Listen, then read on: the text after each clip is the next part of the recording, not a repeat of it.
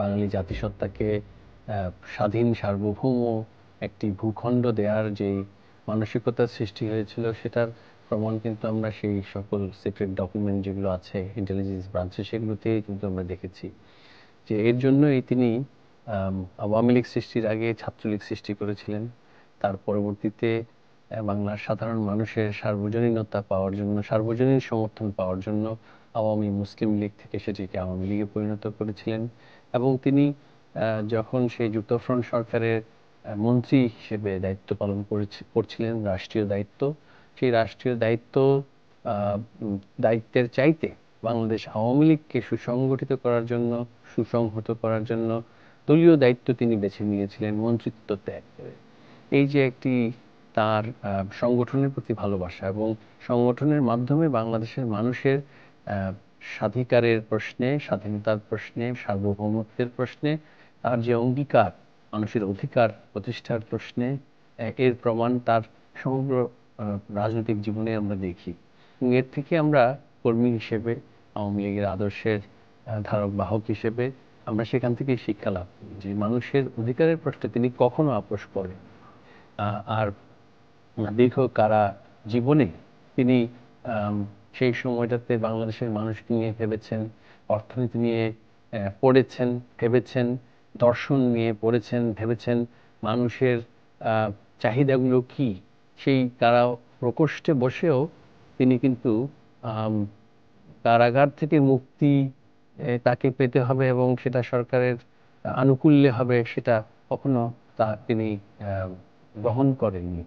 তিনি তার সংগ্রামী এবং বিপ্লবী জীবনে কখনো আপোষ করেননি। এর থেকে আমরা একটা উৎসাহ পাই এবং শিক্ষা লাভ করি। এবং এই শিক্ষাই কিন্তু বাংলাদেশের আনাচে কানাচে আওয়ামী লীগের ছড়িয়ে ছিটিয়ে থাকা নেতাকর্মীদের মধ্যে পৌঁছে গিয়েছিল এবং যার দরুন তারা বঙ্গবন্ধুর ডাকে নিজেদের প্রাণ বিসর্জন দেওয়ার জন্য যার যা কিছু আছে তাই নিয়ে স্বাধীনতার সংগ্রামে লিপ্ত হয়েছে।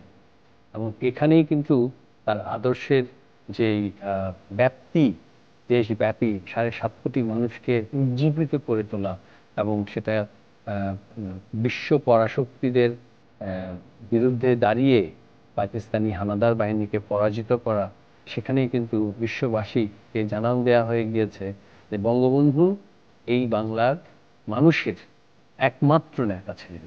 আওয়ামী লীগ এমন একটি প্রতিষ্ঠানে পরিণত হয়েছে যেটার এখন প্রত্যেক কর্মীর মধ্যে বঙ্গবন্ধুর পরিবার তাদের নিজেদের পরিবার হিসেবে গণ্য হয়। বঙ্গবন্ধু পরিবারের সদস্যবৃন্দ, মাননীয় প্রধানমন্ত্রী জননেত্রী শেখ হাসিনা, তার বোন বঙ্গবন্ধুর সুযোগ্য কন্যা শেখ রেহানা এবং তাদের সন্তানাদি, তাদেরকে বাংলাদেশের সাধারণ মানুষ নিজেদের সন্তান হিসেবে দেখে।